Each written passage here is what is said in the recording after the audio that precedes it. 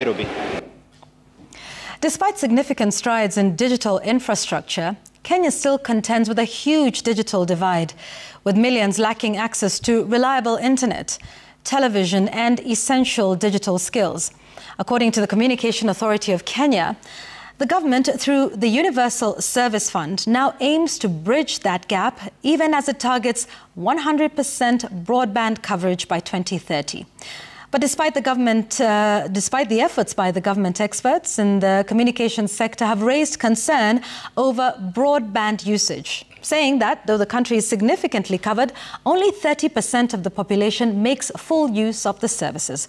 Jimmy Mbogo has more.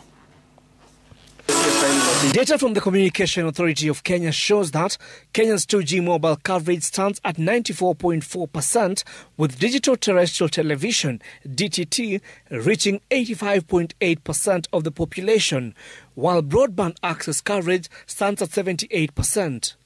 However, despite the significant coverage, 1,137 sublocations remain without TV coverage and broadband access. These services that we are providing, the usage of the same is below 30%. And that should be worrying all of us. So why should we have 100% coverage of population and geography and the usage is below 30%? It doesn't make economic sense for the business people. It doesn't make sense for government because we have to reach every citizen.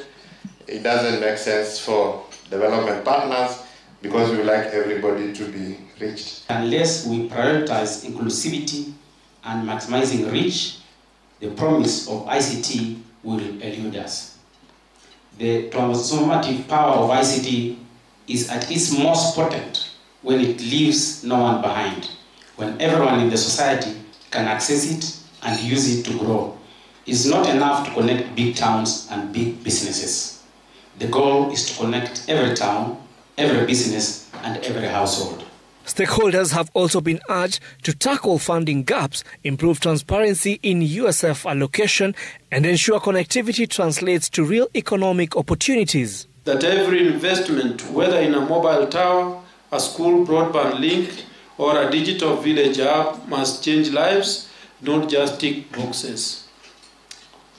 And that we must also build partnerships with licensees, development partners, counties and communities, because delivering universal access is not a solitary mission, it requires a whole society approach. Having launched the Universal Service Fund, the authority will require 12 billion shillings to implement the 3-year plan, which seeks to secure 100% connectivity across the country.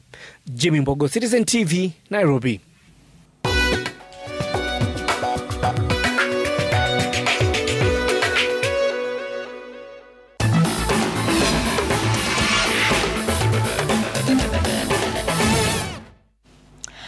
The 2025 edition of the Kipkeino Classic